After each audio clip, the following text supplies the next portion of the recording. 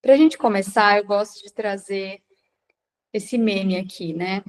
Quem são as bruxas? Aqui é como as pessoas nos veem, né? Como as pessoas pensam que nós somos, como nós realmente somos. Então, é muito comum, né, na sociedade atual, quando a gente fala a palavra bruxa, de duas uma, ou a pessoa vai tirar um sarro da sua cara, né? Você tá viajando, você tá assistindo muito Harry Potter, ou a pessoa vai te endemonizar, falando isso é coisa do diabo, mexe com coisa errada. Então, esse é o estereótipo da bruxa que a gente tem hoje na nossa sociedade, né? Às vezes até algumas de nós também já imaginamos que a bruxa fosse essa primeira mulher, essa primeira imagem, porque é isso que a gente vê nos filmes de Hollywood, é isso que a gente vê na TV, né, nos desenhos animados. Então, em algum momento a gente também já deve ter pensado assim.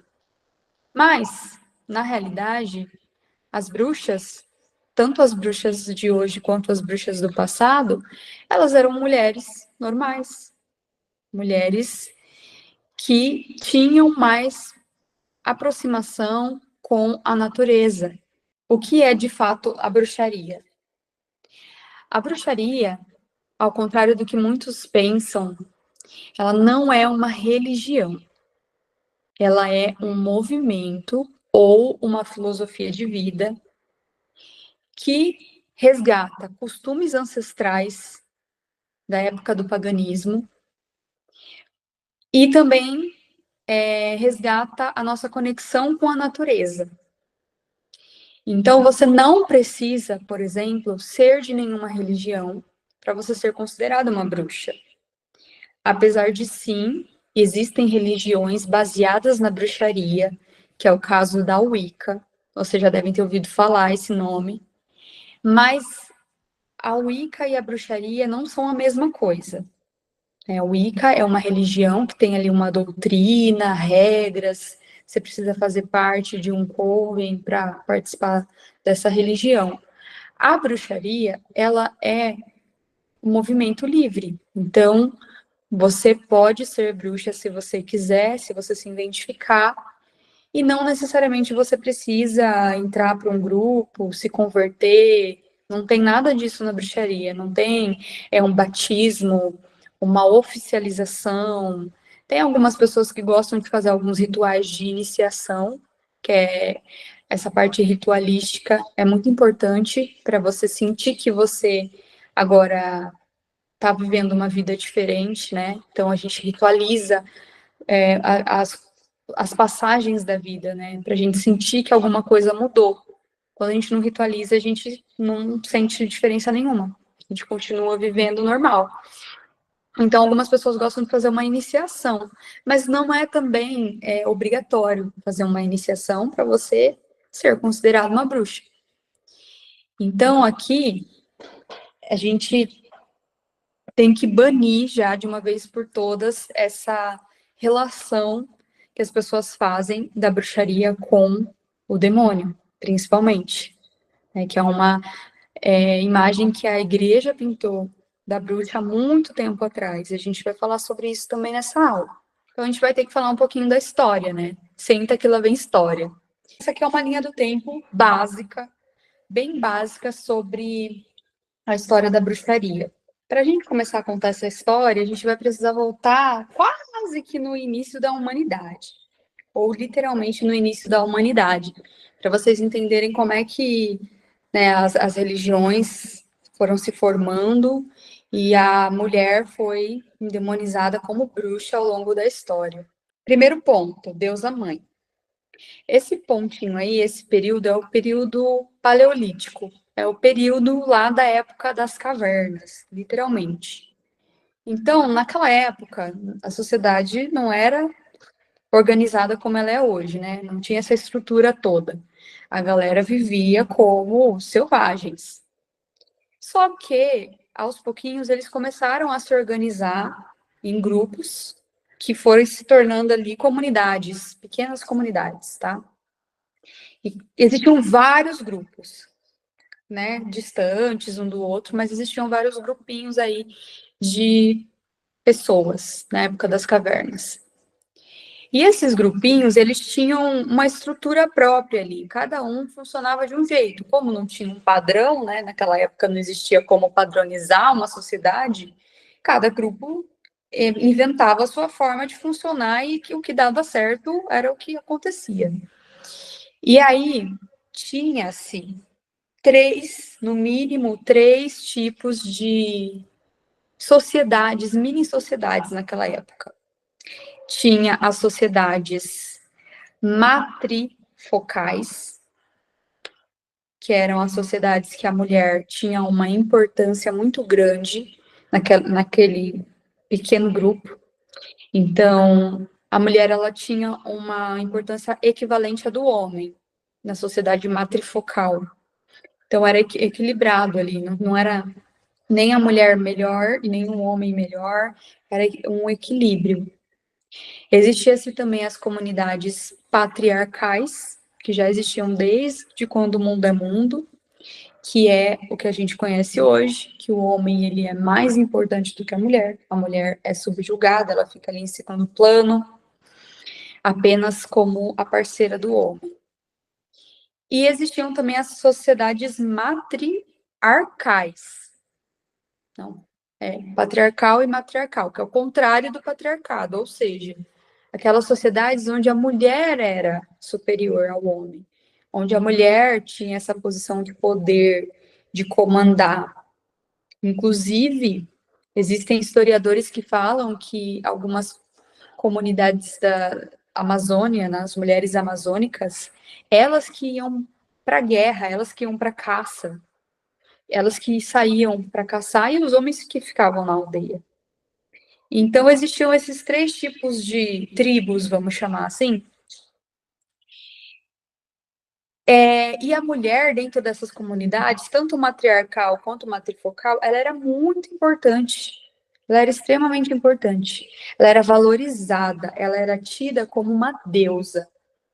Inclusive, aqui a gente também traz um pouquinho da história do sagrado feminino. Começa por aí o sagrado feminino, que é um movimento que a gente vai estudar em outra aula mais a fundo, mas aqui é o mesmo início, vamos dizer assim. E aí o que acontecia naquela época, né? As comunidades patriarcais geralmente eram as tribos guerreiras, né? Eram os caras que gostavam de brigar, que eles gostavam de ir para a guerra mesmo, de dominar os territórios dos outros. Então, eles eram, assim, uma comunidade que tinha bastante guerreiro, tinha bastante preparo físico para lutas. Mas as comunidades matrifocais não tinham. As matrifocais era aquela comunidade equilibrada, né? Que o homem e a mulher tinham a mesma importância. E essa galera, eles não viam necessidade de brigar, de lutar, de guerrear. Então, eles não tinham nem sequer preparo para uma luta, para uma guerra. Eles não tinham armas, eles não tinham, né, treino para nada disso, porque eles não tinham essa necessidade. Eles eram uma comunidade muito mais acolhedora. Então, quando chegou os guerreiros, a outra tribo lá guerreira, foi dominando as outras, as comunidades matrifocais foram deixando de existir, porque elas não lutaram para sobreviver, né? Não era da natureza dela lutar. Querendo ou não, desde aquela época, o patriarcado ele já vinha muito forte, ele já vinha reprimindo ali as comunidades que tinham as deusas. Então, por exemplo, nessa comunidade matriarcal e matrifocal, a deusa era muito relevante. A deusa, a mulher enquanto deusa, né? Existia também o deus, porque era o equilíbrio. Não tinha o deus e a deusa. Eles dois eram importantes. Mas quando chegou as tribos guerreiras, o que eles fizeram? Eles simplesmente subjugaram as deusas, né?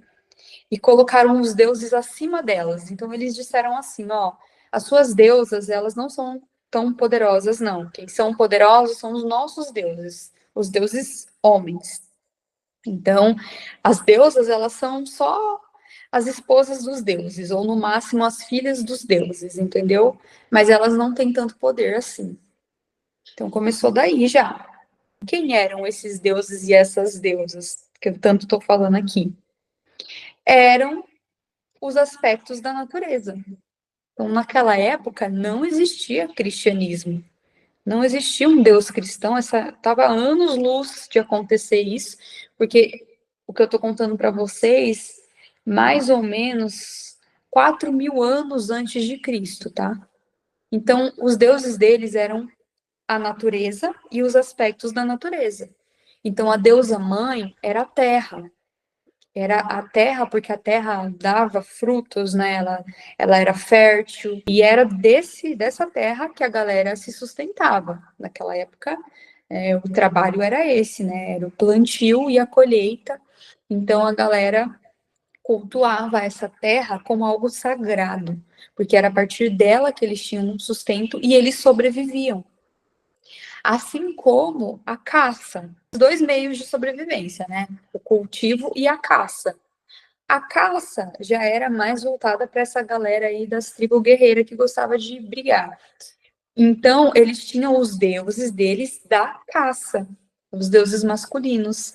Então, eles consideravam que o deus da caça era um deus que tinha chifres, que inclusive tinha vários nomes, dependendo da região que você ia, como as civilizações eram, as comunidades eram muito espalhadas, até chegar uma informação no outro lugar, né, telefone sem fio, né, o nome do deus já mudou. Então, em alguns lugares, os deuses com chifres eram chamados de cernunos, em outros lugares era chamado de corníferos, enfim.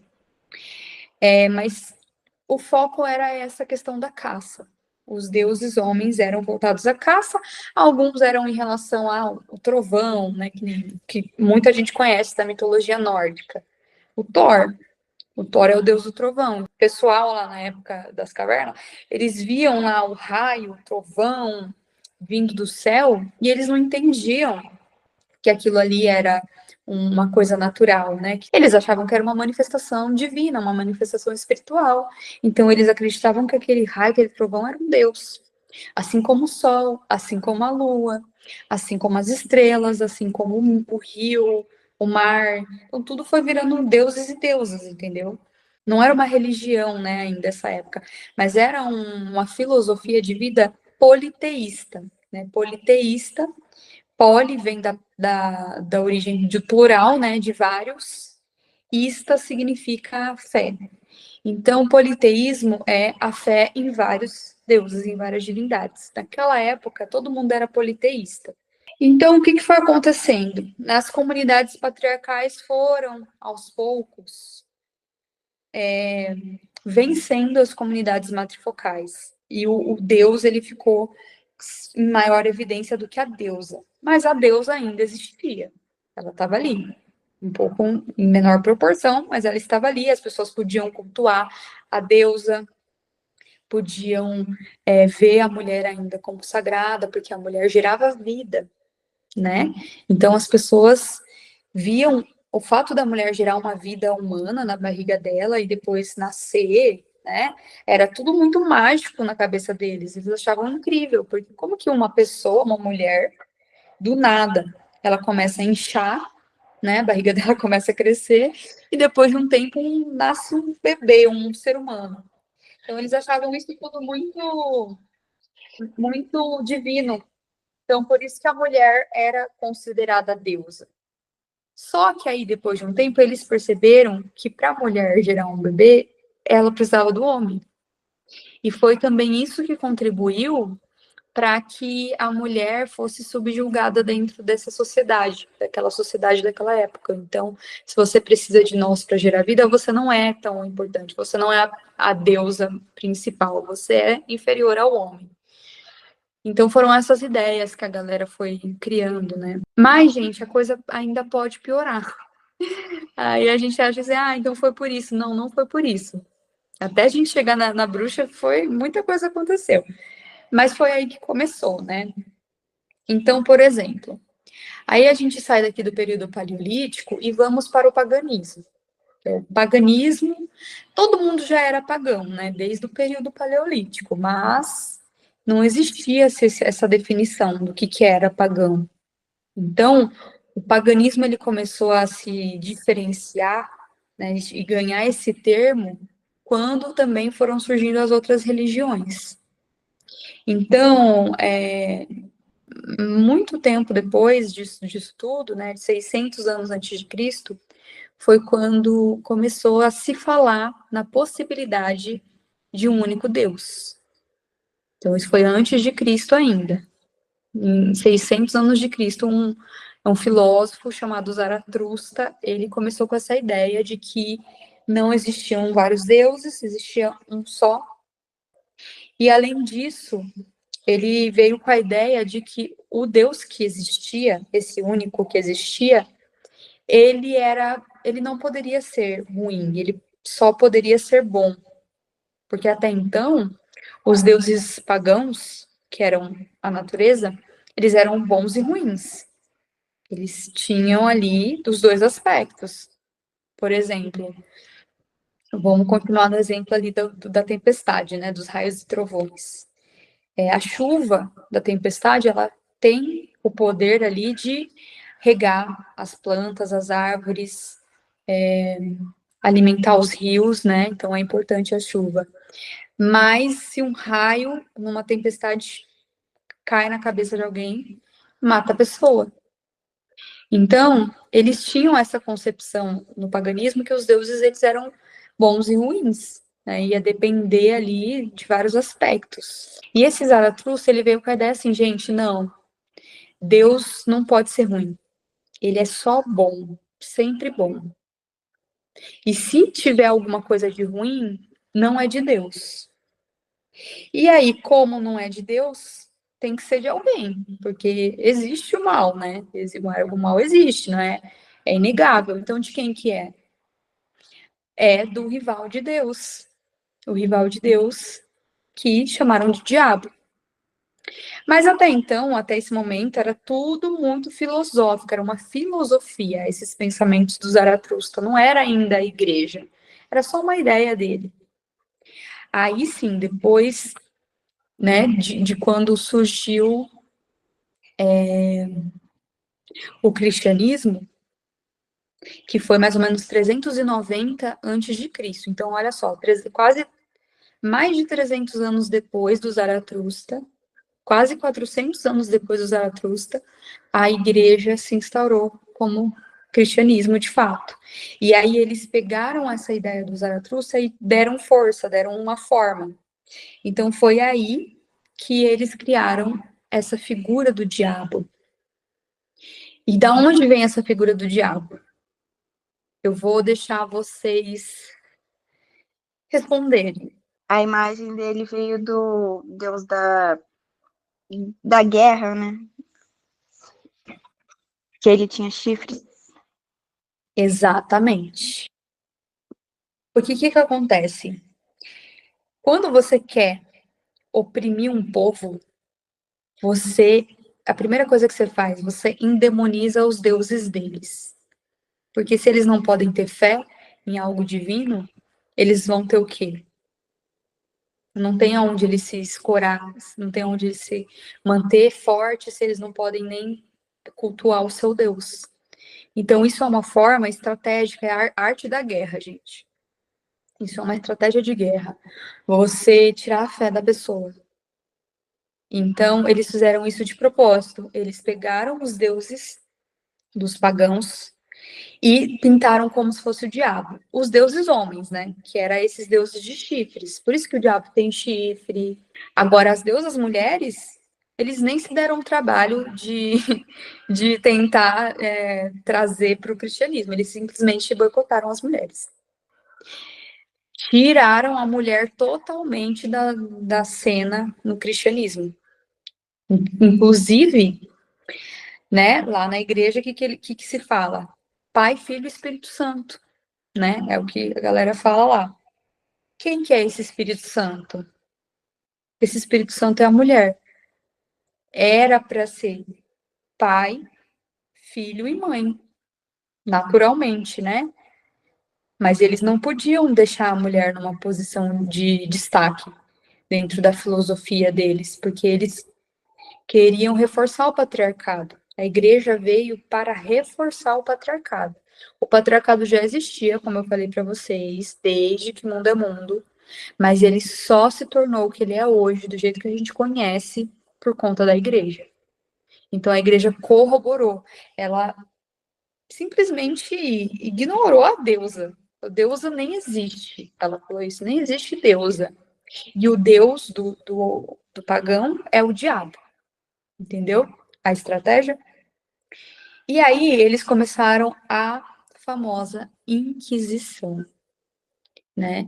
Que muita gente vai tentar passar um pano para a história da Inquisição, falando que foi uma coisa tranquila, pacífica, mas não foi. Né? A Inquisição foi um período muito longo, é um período que durou de meados do século XIV até o século XVI, ou seja, durou 2 séculos de perseguição ao povo pagão, porque a igreja não, né, queria que todos eles se convertessem ao cristianismo. Alguns se converteram por medo, porque quando a igreja começou a falar de diabo, as pessoas mais leigas, elas acreditaram, porque naquela época, gente, não tinha a instrução que tem hoje, as pessoas não tinham um estudo. Naquela época as pessoas não sabiam ler, não sabiam escrever, só quem sabia ler e escrever era o pessoal da própria igreja. Eram os mais ricos, né? E o pessoal da própria igreja. E querendo ou não, também naquela época a igreja tinha poder tanto espiritual, né, sobre o povo, mas também financeiro e político. A igreja era a maior potência daquela época. Então, a igreja mandava em tudo, na economia, na política, na sociedade como um todo. Então, quem que sabia ler para ter discernimento? Só os ricos e os alto escalão lá da igreja. E aí, eles faziam as missas deles em latim, com a Bíblia lá, né, deles em latim. E aí, você acha que o povo ia saber o que está sendo falado? Qualquer coisa que eles falassem, o povo ia acreditar, entendeu? O povo não estava entendendo nada. E aí, muitos deles se converteram por medo. Muitos se opuseram, né? Porque, assim, era um costume que eles tinham desde que o mundo é mundo. Esse paganismo foi passado de geração a geração, né? Uma coisa que foi ensinada de mãe para filha, de vó para neta, através da oratória. Então, eram costumes muito enraizados. E como que do nada agora você quer inventar que os meus deuses são demônio e o seu Deus é verdadeiro e quer que eu me converta para uma coisa que eu não acredito? Então, não tem como isso ser uma coisa pacífica, como as pessoas falam. E aí, gente, teve muita perseguição. Perseguição com morte, tortura e morte, né? Essa parte é até um pouco pesada de contar. Inclusive, eu vou deixar até alguns materiais complementares para vocês entenderem melhor como foi esse período. Tem filme na Netflix que dá para vocês assistirem, tem outros vídeos, né, no YouTube que eu gosto de passar, eu vou depois passar para vocês. Foi um período difícil, um período, por isso que muita gente chama de idade das trevas, né? Período das trevas, alguma coisa assim, porque foi um período horrível. As pessoas viviam morrendo de medo de serem acusadas de bruxaria por qualquer motivo que fosse, porque não precisava de muito para você ser acusada como bruxa. E isso podia ser tanto homem quanto mulher, quanto criança, quanto idoso, e até algumas pessoas da igreja, da própria igreja. Porque quando o pessoal que era da igreja começava a se opor àquela perseguição toda, né? Algumas pessoas com consciência, colocavam a mão na consciência, a igreja queimava na fogueira do mesmo jeito que as bruxas. No começo, quem era acusada de bruxaria era mais as mulheres pobres e velhas, né? E muito também das viúvas. Por quê, gente? Por uma questão social. Então, naquela época, às vezes as mulheres ficavam viúvas, impossibilitadas de trabalhar, porque eu tinha muitos filhos, né? Lembrando que naquela época o normal era você ter 10 filhos ou mais. Então, pensa, aquela mulher viúva com um monte de filhos, geralmente quem trabalhava era o homem, e ela ia trabalhar como? Então, essas mulheres, elas começaram a empobrecer. Algumas já eram pobres, outras ficaram tão pobres que começaram a ficar, dar trabalho para o Estado. Então, a pessoa não tinha como se sustentar, estava ali basicamente marginalizada. Então, o que a igreja fez junto com o Estado? Ah, vamos acusar todas elas de bruxaria, porque aí a gente mata, e aí a gente não tem mais esse gasto. Então, teve muito jogo político também por trás da bruxaria. Então, eles começaram assim, tentar limpar a sociedade dessa galera aí marginalizada, dessas mulheres viúvas, dessas mulheres velhas, porque a mulher velha também ela perdia o valor para a sociedade, ela também não podia trabalhar, né? Porque ela ficava impossibilitada por questões físicas, questões de saúde. Então, se você não pode trabalhar, se você não tem valor, você não tem valor. Se você não tem valor, você é descartável. Depois dessa limpeza aí na sociedade, foi quando eles começaram a olhar para outras mulheres, e aí passou a ser realmente qualquer motivo para você ser uma bruxa. Então, se você era muito bonita, você era uma bruxa, porque os homens tinham desejo por você, se sentiam atraídos, muitos até cometiam abusos com as mulheres bonitas e aí culpavam as mulheres porque elas eram muito bonitas. Então, elas que seduziram eles, porque elas eram bruxas. Olha só, né? E ainda hoje, até hoje, quando uma mulher é abusada, é violentada, as pessoas ainda tentam culpar a mulher de alguma forma, né? Por conta da roupa, do ambiente que ela estava. Então, isso não é de hoje, gente. Isso sempre existiu. Só mudou o formato, mas é a mesma história. E aí, as mulheres que eram diferentes de alguma forma, sei lá, a menina tinha cabelo ruivo, que era uma coisa que não era muito comum, ah, é uma bruxa. Tinha uma pinta no rosto, uma pinta no corpo, é uma bruxa. Era uma mulher muito livre, assim, sabe? É uma mulher que, sei lá, e quando eu falo livre, gente, é tipo assim, a mulher dava risada no meio de um grupo de pessoas. Era uma bruxa, porque a mulher tinha que ficar quieta, calada, atrás do homem, e se ainda tivesse para rua, porque senão o certo era estar dentro de casa, cuidando dos filhos e fazendo a comida e servindo, entendeu? Então, se a mulher ela estava andando numa rua com outras mulheres ou sozinha, feliz, sorrindo, ela era bruxa, gente, ela era bruxa. Alguma coisa eles iam arrumar para culpar ela como bruxa. Então não precisava de muito. Você só tinha que ser mulher, tinha que ser um pouquinho livre que você já era uma bruxa. Isso foi tomando uma forma horrível. Tanto é que as mulheres elas viviam muito reprimidas, com medo de sequer existir por conta de toda essa opressão. Essa questão da perseguição às bruxas, ela foi ficando mais forte, ela foi ganhando mais força, e aí alguns inquisitores, que eram também membros da igreja, de alguma forma eles tinham algum papel na igreja, eles foram criando manuais de como você identifica uma bruxa.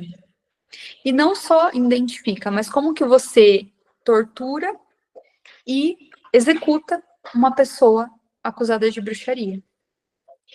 Um dos livros mais famosos dessa época, ele chama Maleus Maleficarum, que na tradução é O Martelo das Feiticeiras.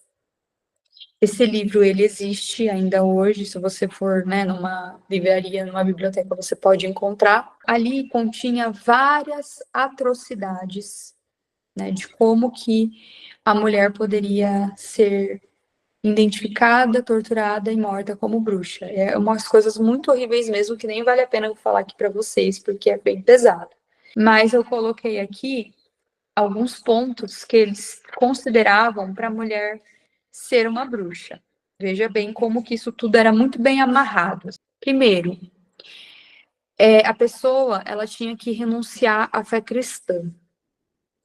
Ou seja, todo mundo que não se convertia ao cristianismo já poderia ser considerado bruxa. Só por isso, só por esse fato. Não quis se converter, já poderia ser considerado bruxa. Entendeu? Mesmo que a pessoa nem sequer tivesse cultuando os outros deuses pagãos. Ela poderia simplesmente não querer ser de nenhum dos dois, mas ela era tacada na fogueira. Outro ponto, eles consideravam que a pessoa ela tinha devoção integral a serviço do mal, né? Ou seja, se você não é da igreja, você está praticando maldades. Você está, sei lá, se vinculando ao diabo. Por isso, gente, que o termo pagão, até coloquei aqui essa explicação. O termo pagão, ele vem de uma palavra latim que chama paganus e significa morador do campo.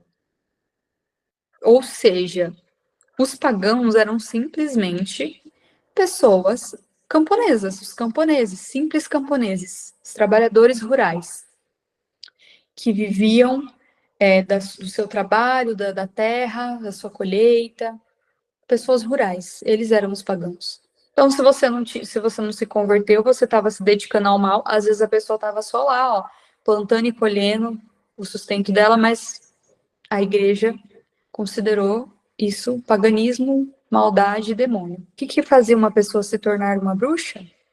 O sacrifício de crianças não batizadas. Eles saíam falando para todo mundo que as mulheres que eram bruxas sacrificavam as crianças não batizadas. Por quê?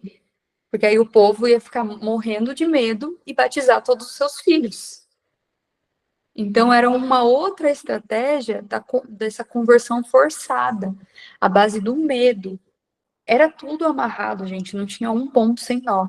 Outra ideia também aqui era que as bruxas praticavam orgias e relações sexuais com o diabo. Isso era muito difundido quando se falava dos sabás, né? A gente já vai falar dos sabás daqui a pouco, mas o que a igreja falava? Que os sabás das bruxas eram festas regadas de luxúria e prazer com o demônio. Por que eles enfatizavam esse ponto, né, das relações sexuais com o diabo? Para subjugar a mulher nesse lugar da sexualidade também. Então, a mulher que começava a sentir prazer, que começava a explorar o seu corpo de alguma forma, era associada ao demônio. O pessoal falava que ela estava possuída. Inclusive, um dos... Não sei o que ele era da igreja, gente. Enfim, era um cara da igreja, tá? Ele era importante lá. Tertuliano, o nome dele. Ele foi o primeiro homem que associou a mulher ao diabo, quando ele escreveu que a mulher era a porta de entrada para o diabo na nossa sociedade, porque a mulher ela era o elo mais fraco. Ele considerou ali que a mulher era intelectualmente inferior ao homem, então ela seria mais fácil de ser manipulada pelo diabo. Eles consideravam a mulher uma burra mesmo, uma pessoa burra. Pessoa que não tem capacidade de dominar suas emoções, né? E a gente ouve isso até hoje, né, gente? Não dizem aí que a mulher é o sexo frágil? Essa ideia de pensamento vem dessa época. Então, qualquer tipo de prazer ou desejo sexual da mulher era reprimido, era associado ao demônio para que as mulheres fossem mulheres castas, submissas aos homens e que o papel dela fosse somente para reprodução. Elas não podiam sentir desejo, elas tinham que só servir aos prazeres do homem e dar filhos a eles. Então era um período terrível para você ser mulher. Tem um filme que eu vou indicar para vocês assistirem da Netflix que chama Silenciadas. Esse filme ele retrata um grupo de jovens meninas na época da Inquisição na Espanha e mostra como que acontecia toda essa perseguição, essa acusação, tudo isso. É um filme que é um pouco pesado, mas ele consegue trazer um certo alívio cômico Então, quando você está assistindo, você consegue ali se desvencilhar um pouco da narrativa da crueldade e achar o filme interessante, né? E o final é bem bonito também. Então, eu sugiro quem quiser assistir para ter mais contexto dessa época, é bem legal. É dar uma noção, assim. Impacta, mas é interessante, sabe? Existem vários dados de vários historiadores para estimar quantas pessoas morreram nessa época. É difícil chegar num número exato, porque assim, naquela época não tinha como ficar contando, né? Não tinha um sistema para falar, hoje matei 100. Não tinha esse sistema, né? Então a galera só fica estimando. Então, assim, o dado aqui mais aproximado que a gente tem é que em torno de 200 mil pessoas foram mortas, não, 200 mil pessoas foram presas e torturadas, e 60 mil pessoas foram mortas. Só que tem gente que fala que esse número foi bem maior. Tem gente que fala que foi 500 mil pessoas. Então, não tem como a gente ter certeza, mas a certeza é que muita gente morreu, né? E dessas pessoas, a maioria esmagadora eram mulheres. Se eu não me engano, o dado é 85% eram mulheres, porque lembrando que tinha homens também. Eu trouxe aqui essa imagem para vocês para exemplificar. Como eu falei, os pagãos, eles eram os homens do campo, que viviam ali da sua colheita, da sua plantação. E para eles, a natureza e os ciclos da natureza eram muito importantes, porque era a natureza que determinava se eles iam ter comida ou não, se eles iam ter sustento ou não. E por conta disso, eles acompanhavam a mudança das estações, que isso aqui nada mais é do que a roda do ano, é essa roda das estações que acontece todo ano, né? Então, tem o inverno, a primavera, o outono, o verão. E aí eles acompanhavam isso muito assiduamente, porque para eles era importante. Na época do inverno não tinha plantação, não tinha como plantar nada. Então, eles precisavam plantar tudo e colher no período de primavera e verão, para quando chegar no outono e inverno eles terem comida e sustento. Então, por isso que eles eram tão ligados a esses deuses pagãos, porque esses deuses eram as mudanças das estações, o sol, a lua, e tinha toda aqui uma ritualística que eles seguiam o ano inteiro para acompanhar essa mudança de estação. Hoje, por exemplo, a gente perdeu esse hábito, né? Porque principalmente a gente que mora aqui no Brasil, né? A gente nem sabe que estação que a gente tá, porque é sempre a mesma temperatura, né? Dificilmente muda, a gente está num país tropical, mas a gente está falando aqui principalmente da Europa. Então, a Europa tinha períodos de inverno muito rigoroso, e tinha o verão também. As estações eram mais opostas do que aqui no Brasil. Então, hoje a gente não sabe mais qual é a estação que a gente está. Algumas pessoas até sabem, mas não é uma coisa que impacta a sua vida, de você sentir uma diferença, de tipo, agora a gente está no verão, realmente, eu estou sentindo que a gente está mais no verão, ou não, a gente está na primavera. Se você sabe identificar, a maioria das pessoas não acompanha mesmo, porque as nossas preocupações hoje são outras, né? A gente não precisa mais se preocupar se a gente vai ter comida no inverno, a gente sabe que a gente vai ter. Mas, de certa forma, isso também era uma maneira da gente viver em mais conexão com a natureza. Então, se eu não tenho mais essa preocupação da mudança das estações, agora a gente mora em prédios, em cidades, em grandes metrópoles, agora tudo é sistematizado, a água chega na minha casa encanada, a comida vem lá do supermercado, eu não sei nem quem plantou, nem quem colheu, nem se tem agrotóxico, se não tem, enfim, só sei que eu vou lá, compro, pago e recebo. Então, toda essa modernização das coisas nos afastou muito da natureza. Hoje, dificilmente a gente acompanha e sabe, mas é a natureza que nos torna seres humanos. né? Nós ainda fazemos parte da natureza, só que a gente vive tentando se desconectar dela, a gente vive desconexo dela. Então, a gente é um ser natural, a gente é um ser animal que vive num meio tecnológico, num meio moderno, e aí por isso que às vezes a gente se sente meio perdido, meio desconectado, meio sem rumo, que a gente perdeu as nossas bases, o nosso norte, a gente não sabe mais o que está acontecendo na natureza, se a gente não sabe o que está acontecendo na natureza, a gente não sabe o que está acontecendo dentro da gente. Nosso corpo, ele acompanha essas movimentações também da natureza. Principalmente nós que somos mulheres, porque nós temos um ciclo acontecendo dentro do nosso organismo todos os meses, que é o nosso ciclo menstrual. Então, do mesmo jeito que a natureza ela tem essa mudança de estações que equivale à morte e o renascimento, é mais ou menos isso, né?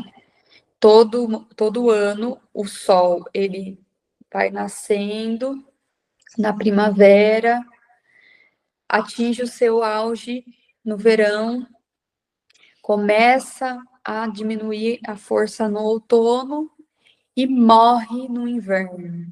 A gente sabe que ele não morre de verdade, né? Ele sempre tá lá. Mas ele enfraquece muito no inverno, porque os dias são mais frios. E lá na Europa ainda nem sequer tem sol direito no inverno. Então, assim, esse ciclo é de morte e renascimento, né? Então, nosso ciclo interno, nosso ciclo menstrual, ele também é uma morte e renascimento. Porque é exatamente isso que acontece dentro do nosso útero. Isso aqui eu já estou dando um spoiler para vocês da aula de Sagrado Feminino. Mas, enfim, voltando aqui, ó. Se a gente tem ciclos dentro de nós naturais, só que a gente desaprendeu a viver os ciclos da natureza, a gente se desconectou da natureza e do nosso ciclo também, a gente se sente perdida. A gente sente que a gente não está no domínio da nossa vida, a gente não está no controle da nossa vida, das nossas emoções. Então é aí que a gente começa a falar de autoconhecimento na bruxaria. Esses povos, por mais que eles fossem antigos e sem instrução, né, eles eram muito inteligentes, eles eram muito sábios, eles tinham uma sabedoria natural. Sabedoria essa hoje que a gente perdeu. E nos faz muito mal não saber dessas coisas, não se conectar com essas coisas. Você não precisa necessariamente seguir uma roda do ano, né? Quando você vai entrando na bruxaria, você vê que as bruxas, elas realmente seguem, tem algumas, né? Elas seguem, elas fazem toda a ritualística de cada uma dessas passagens e tal. Não tem necessidade, você não é obrigada a seguir ritualizando, mas é legal você saber, pelo menos, onde que você tá, que estação é agora, que estação é hoje, entendeu? Que fase que eu estou no meu ciclo menstrual hoje? Se você não tiver menstruada ou de TPM, você sabe que fase você tá? Ou você só sabe na hora que a menstruação desce? Então é isso, é esse tipo de conhecimento, de sabedoria que a gente perdeu e que a gente pode recuperar através de caminhos como a bruxaria, como o sagrado feminino. Então a bruxaria é esse movimento de se reconectar com esses saberes ancestrais que podem transformar a nossa forma de viver. Isso aqui são sabá, gente. É isso aqui que são sabás. Tem nada a ver com o diabo, né? São as estações mudando. Depois da Inquisição, foi quando veio esse movimento do iluminismo. O iluminismo, ele foi um movimento que voltou muito o olhar para a ciência, que eram os famosos Illuminatis. Quem aqui já viu aquele filme do Anjos e Demônios, já deve ter visto, né, alguma coisa dos Illuminatis. Anjos e Demônios ou era... É o Anjos e Demônios mesmo que fala dos Illuminatis, que é a sequência do Código da Vinci, né? E aí o que aconteciam? Eram pessoas que iam contra a igreja, mas não por conta de outra religião, mas por conta da ciência. Né? A ciência começou a ter avanços, a galera começou a encontrar explicação para algumas coisas que a igreja considerava espiritual, Então a galera começou a associar que se existe então uma explicação científica, então é porque Deus não existe. E isso tudo é uma invenção. Então foi a galera radical mesmo, mas pro lado da ciência. E eles também foram perseguidos, viu, gente? Não tanto quanto as bruxas, né? Foi uma coisa bem mais curta, mas foi. E isso foi mais ou menos no século XVII. Então, o que aconteceu com a história da bruxaria aí? Os Illuminates, eles consideravam que essa coisa de bruxa não passava de uma superstição e que era tudo uma mentira, uma história para boi dormir. Então eles começaram a fazer da bruxaria uma chacota, uma grande zoeira. E foi muito daí que veio também aquela imagem hollywoodiana da bruxa, né? Da bruxa grotesca, com a pele verde. Foi porque os iluminismos começaram a tirar um sarro ali com essa história de bruxa. Porque a igreja pintava tudo como se fosse aquelas mulheres que faziam magias com crianças, né? Com crianças, comiam criancinhas, usavam animais para fazer suas poções, né? Pedaços de animais. Tudo isso era uma mística inventada da cabeça criativa dos caras da igreja. E aí os Illuminati falaram assim, gente, isso aí é piada. Então a bruxa foi para um lugar pejorativo nesse nível. Depois veio o ocultismo, e aí já era século XVIII, um século depois do iluminismo, o ocultismo. O ocultismo foi um resgate dessas tradições antigas, mas um resgate mais sistematizado. Então, naquela época, a galera fazia esses cultos pagãos de forma muito natural, associada à natureza, como eu falei, e também de forma oral, passada de geração a geração. No ocultismo foram criadas escolas esotéricas iniciáticas. Então aí passou a ser uma coisa de que você aprendia através de um método né, pré-estabelecido, um estudo de fato, que você ia lá, estudava, lia livros sobre o ocultismo. E o ocultismo era o quê? Astrologia, numerologia, tarologia. Os tarôs, eles surgiram aqui nesse movimento do ocultismo. Então as pessoas resgataram essa questão da magia, mas daquela magia antiga, mas tornaram ela uma magia mais sistematizada, com alguns sistemas. E aí eles chamaram isso de alta magia. Então hoje, né, a galera que faz essa magia mais ritualística, né, com velas, com símbolos, nananá, é a galera da alta magia, que bebeu dessas escolas do ocultistas que iniciaram-se no século XVIII. Mas tem muita gente que prefere seguir um caminho só da bruxaria natural, que vem daquela galera pagã, antiga, do campo, que cultuava a natureza. E tá tudo bem, não tem problema algum, as duas formas são interessantes, têm seu valor, têm muita importância. Eu, por exemplo, uso as duas. Então, o ocultismo, ele era isso, era uma coisa mais, entre aspas, a galera levava mais a sério. Inclusive, essas escolas esotéricas, elas eram sociedades secretas. Elas não davam acesso para qualquer um. Você tinha que, aí sim, você tinha que fazer uma iniciação para entrar. Tinha toda uma ritualística de iniciação, era tudo muito escondido, muito secreto, porque ainda tinha o estigma da igreja, por mais que não existia a perseguição naquela época, ainda assim era uma prática marginalizada, então não dava para a galera sair falando abertamente que eles eram bruxos ou ocultistas. Então era tudo na surdina. E aí a gente vem para o final dessa linha do tempo, mais próximo do que a gente vive hoje, que é um neopaganismo. Então é um paganismo novo, né? Paganismo renovado, que é a galera que está resgatando essas práticas pagãs, esses conhecimentos pagãos, adaptando para a sua realidade atual, porque você não precisa também fazer o ritual do jeito que eles faziam, né? Você pode adaptar para a sua realidade. E essas pessoas também pegam um pouco dos conceitos da alta magia para acrescentar na sua prática. e mistura tudo, que faz um bololô, e é o neopaganismo. E dentro do neopaganismo existem várias vertentes, várias vertentes de bruxaria e magia. A Wicca, inclusive, que foi o que a gente falou no começo, é uma vertente do neopaganismo. Então, a Wicca é uma religião muito recente. E aí é isso que a gente tem hoje, pessoas que se simpatizam com o paganismo, simpatizam com o ocultismo e estão aprendendo, praticando na sua vida, adaptando para a tua realidade e vivendo aí mais próximo da natureza, saindo desse sistema patriarcal, desse sistema cristão, que muita gente não se identifica, e buscando outras formas de expressar a sua espiritualidade de uma forma mais livre. Será que eu sou uma bruxa? Muita gente me pergunta isso, muita gente se pergunta, né, quando está começando a aprender sobre bruxaria, conhecer esse universo, né? Será que eu sou uma bruxa? Como que eu posso me tornar uma bruxa? E, gente, vocês viram aqui ao longo dessa aula toda que as bruxas, elas são mulheres normais.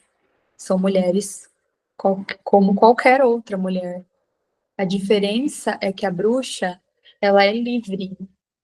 Ela é aquela mulher que não aceita ser submissa. Ela não aceita simplesmente se encaixar nesse padrão social e ficar de bico fechado. Ela é questionadora, ela se impõe, ela busca conhecimento, ela não vai acreditar só no que as pessoas contam, ela vai por si mesma estudar, pesquisar, entender. Então, se você tem essa curiosidade, esses questionamentos dentro de você, você tem grandes chances de se identificar com o caminho da bruxaria, se identificar como uma bruxa. Se você estiver disposta a viver em contato com a natureza, honrar esses ciclos, honrar a natureza que tem dentro de você, principalmente, você já pode se considerar uma bruxa. Porque a bruxaria, ela não é só sobre fazer feitiço, ela não é sobre ficar acendendo vela. A bruxaria é sobre você saber o seu papel nesse mundo, você se conhecer, saber ocupar o seu espaço no mundo, entendeu? É esse autoconhecimento que a gente está falando. Você estar num caminho de bruxaria é você estar mais consciente de você, de quem você é, do seu potencial, do que você pode alcançar, do que você pode fazer. Então, é um caminho de empoderamento muito grande. Depois que eu resolvi me assumir bruxa, eu me libertei. Foi como se eu estivesse, assim, saindo de uma prisão mental, porque essa prisão, ela é mental. Às vezes, ela é física, infelizmente. Para algumas pessoas, é uma prisão física. Mas, para a maioria de nós, é uma prisão mental. Porque é uma prisão de resquícios do passado. Mesmo sem a gente ter conhecimento de toda essa história, ainda assim, essa história ela faz parte da gente, do nosso inconsciente coletivo. Aquele medo daquelas mulheres, aquela repressão daquelas mulheres, elas refletem na gente hoje. Por isso que a gente se sente presa, mesmo não estando presa de fato. Então, quando a gente toma esse conhecimento, essa consciência, a gente se liberta, a gente fala, então eu não preciso ser meiga, eu não preciso ser fofa, eu não preciso ser delicada, eu posso ser eu, com todas as minhas qualidades e todos os meus defeitos também. E aí você se liberta dessas expectativas e você se sente melhor.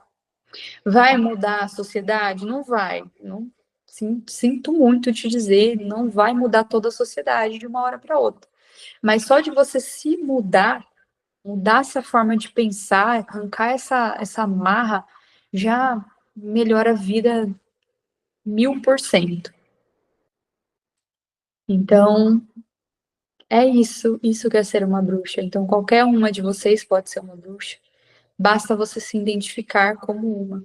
Aqui eu deixei só algumas referências de livros, autoras que falam de tudo que eu contei para vocês hoje mais profundamente.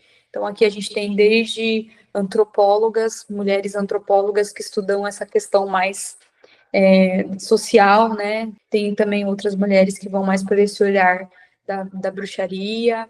Todas historiadoras incríveis que fizeram trabalhos excelentes e resgatando essa questão da deusa também, né?